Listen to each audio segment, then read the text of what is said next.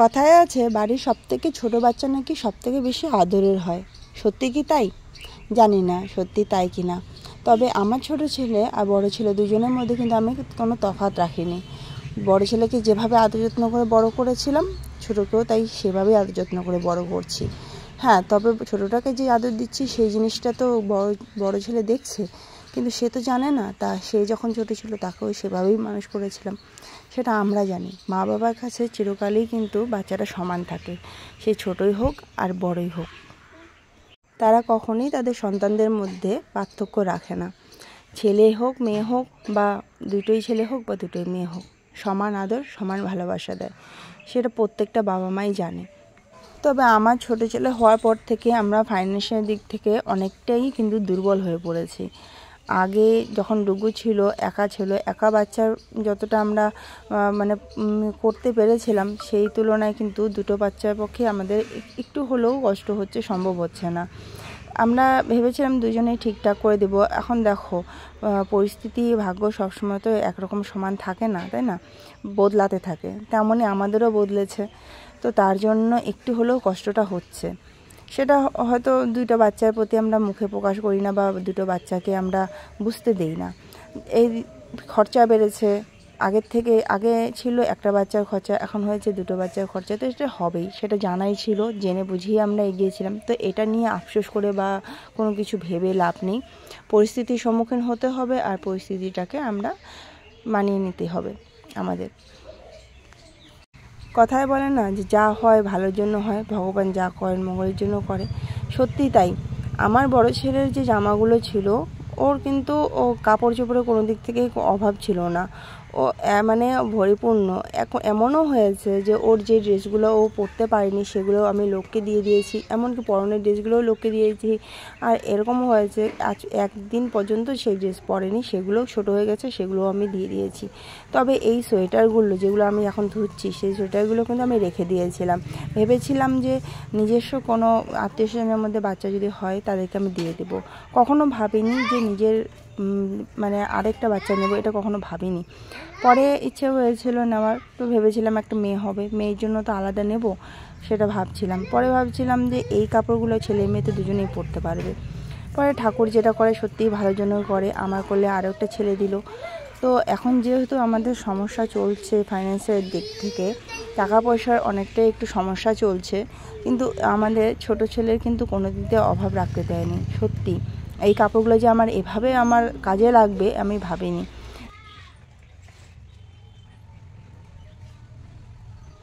দেখো এই সব কাপড়গুলো, এগুলো প্রত্যেকটা কাপড় কিন্তু মানে ডুগুর ছোটোবেলার প্রত্যেকটা জ্যাকেট আজকে বের করলাম। মানে যত্ন করে রেখেছিলাম বলেই আছে ভালো, যদি যত্ন করে না রাখতাম থাকতো না।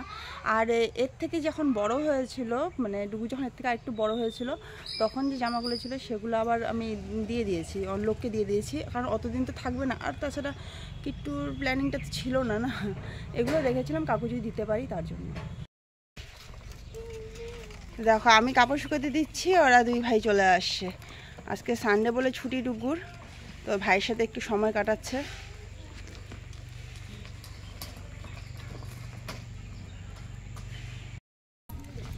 আজকে অনেকটা দেরি হয়ে গেছে, আজকে অনেকগুলো কাজ করলাম। সকালে রান্না হয় তোমার দাদাভাইকে অনেকটা হেল্প করে দিলাম। ওরও আবার জ্বর, বাড়িতে সবার শরীর ভালো না, মানে মারও জ্বর, তোমার দাদাভাইয়েরও জ্বর। ও তো কালকে কাজে বেরোতেই পারেনি জ্বরের জন্য। আর আমারও দুদিন থেকে পেটটা একটু অসুবিধা হচ্ছিলো, দিদিরও জ্বর হয়ে উঠলো, বাচ্চাগুলো তো আগেই হয়েছিল। একটু প্যাঁচ খেয়ে যায় সবসময়, শুধু পেঁচিয়ে যায়, আবার ঠিক করতে হয়। তো ওই যে দুই ভাই দেখো খেলছে, এই যে এখন খেলতে ধরবে কিছুক্ষণের জন্য, শুধু বেশিক্ষণ না। তো এই যে এখন পূজাটা দিয়ে দিব, পূজাটা দেওয়া হয়নি। আজকে শ্যাম্পু করলাম, ড্রেনটা পরিষ্কার করলাম, তো প্রচণ্ড নোংরা জমেছিল ড্রেনের মধ্যে। আর ড্রেন পরিষ্কার করলে না, মানে শ্যাম্পু না করলে কীরকম যেন লাগে, গাটা নোংরা লাগে। আর ঠান্ডাতে হাতের কি অবস্থা দেখো, একদম। তার মধ্যে কাপড় ধুলাম, একদম খড়খড়া অবস্থা হয়ে গেছে। তো যাই পুজোটাকে তাড়াতাড়ি করে নেই, হয়তো তোমাদের দাদা ভাইয়ের আবার ডাক পড়ে যাবে, ও আবার বেরোবে। আমার পুজো হলেই ও বেরোবে, নাহলে এখনই তাড়াহুড়ো শুরু করে দেবে। মানে আমার জন্য আটকে আছে যে ষাট পুজো করবো, তারপরে ও বেরোবে। কখন থেকে তাড়া দিচ্ছে, তাড়াতাড়ি করো তাড়াতাড়ি করো।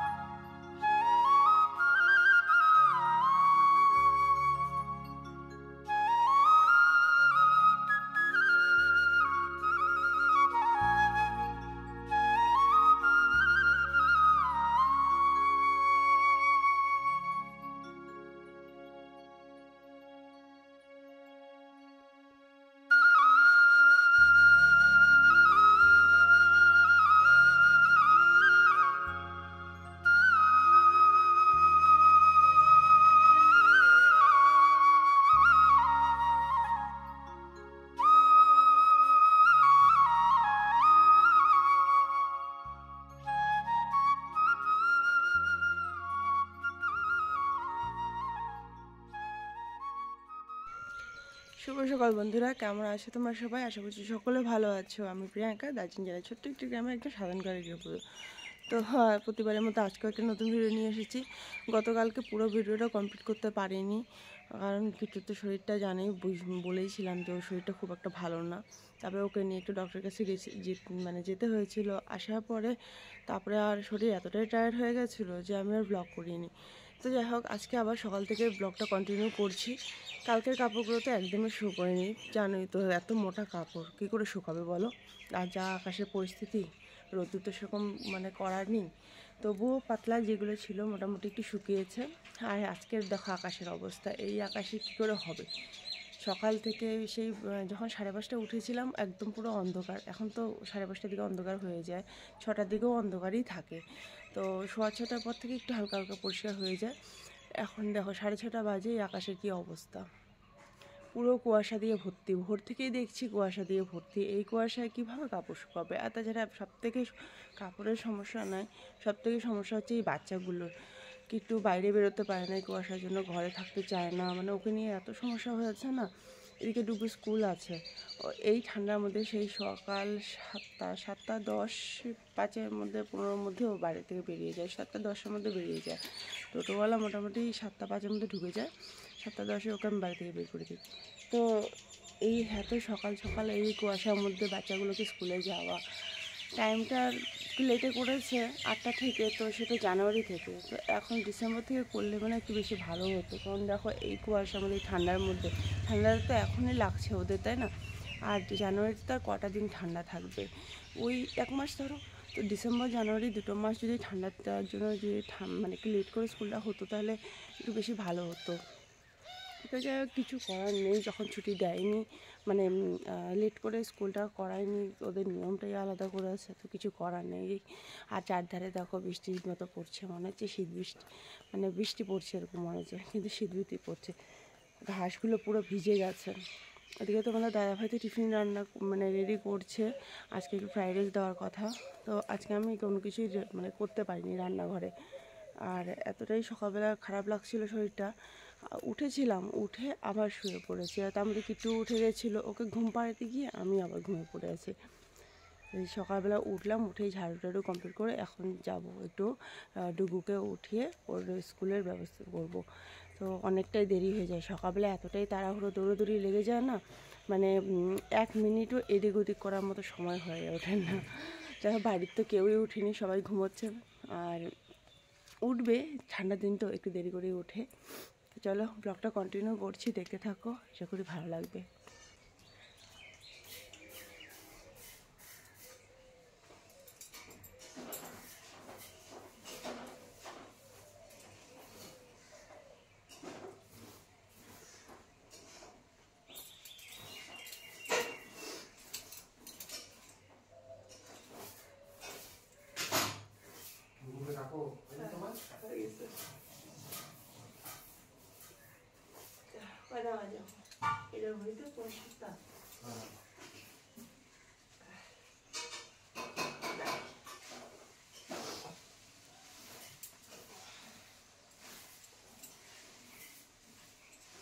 টিফিনটা হয়নি,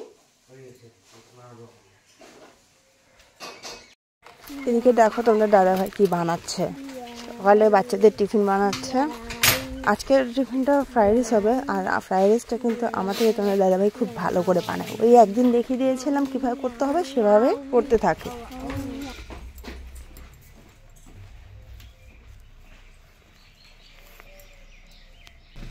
বস,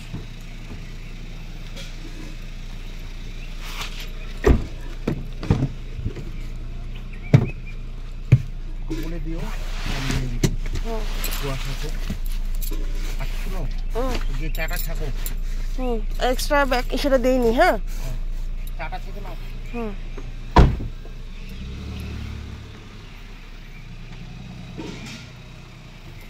আজকে বাইরে কি কুয়াশা দেখো, ওই যে দিদিরা ঝাড়ু দিচ্ছে তাকেই ভালো মতো করে দেখা যাচ্ছে না। এই যে আমার সোনা বাবা, শুধু দুষ্টামি, ঠান্ডার মধ্যেও ঠান্ডা লাগে না। যাবা না ওদিকে, ধুলা ধুলা। চলো ধুলাম তো কি করিস তুই? হ্যাঁ ধুলাম এই যে চোখে চুলকায়। চলো বাড়ি চলো, চলো আসো, নাও হাতে ধরো। ধরো, ধরবা না? কি করবো ওখানে? চলো চলো।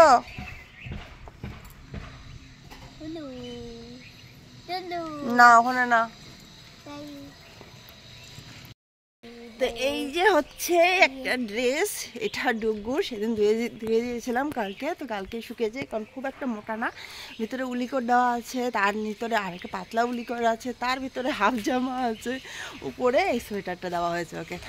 তো ঠান্ডা লাগার কোনো মানে চান্সই নেই। তারপরেও যদি ঠান্ডা লাগে তো কিছু করার নেই, কারণ ঠান্ডার দিন তো ঠান্ডা লাগবেই, এটা তো স্বাভাবিক ব্যাপার। ঠান্ডার দিন গরম লাগার মতো কোনো উপায় নেই। আর ব্ল্যাঙ্কেটের ভিতর থাকলেও তো ঠান্ডা লাগে না। না ছাগল, ছাগল, ছাগল,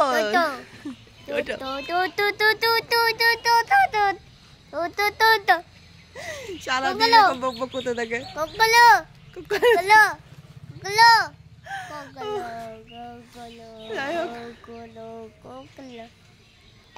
কোনটা কোনটা কোনটা কোনটা কোনটা? এই দেখো, এই যে জামা কাপড় হাতাবে এবার, উপরে ক্লিপ নেবে না, মুজাতে ক্লিপ দেওয়া আছে না। নামো নামো। আউ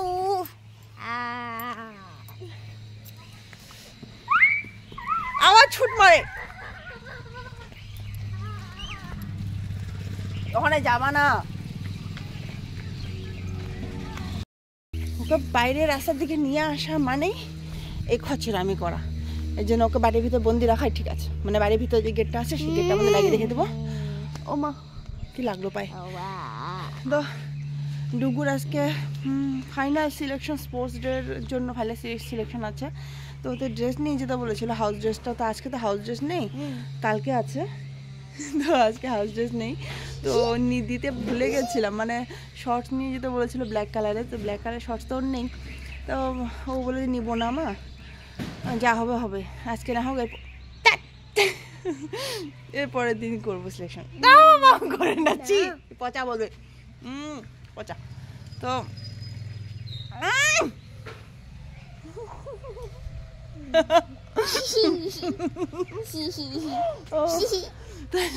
পরে তোমাদের দাদা ভাইকে দিয়ে আবার স্কুলে পাঠালাম, জামাগুলো দিয়ে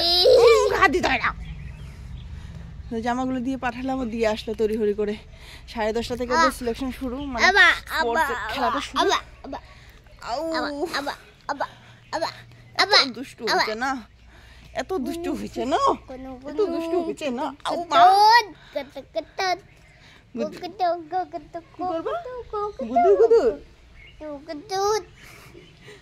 কোনটা কোনটা? ওভাবে না, ভাঙে না ওভাবে, ভালো করে ভাঙো, ভালো করে ভাঙো। ওভাবে না তো বাবা, দাও, ওভাবে না, ওভাবে না। তো পুচকু এদিকে কাপড় খেতে থাক, আর আমি ভিডিওটা এখানেই শেষ করছি। আবার দেখা হবে পরবর্তী আরেকটা ব্লগে। ততক্ষণে তোমরা সবাই ভালো থেকো, সুস্থ থেকো, আর আমার ভিডিওগুলো একটু লাইক করে দিও, শেয়ার করে দিও। Tata, bye bye. পচা ছেলে তুমি।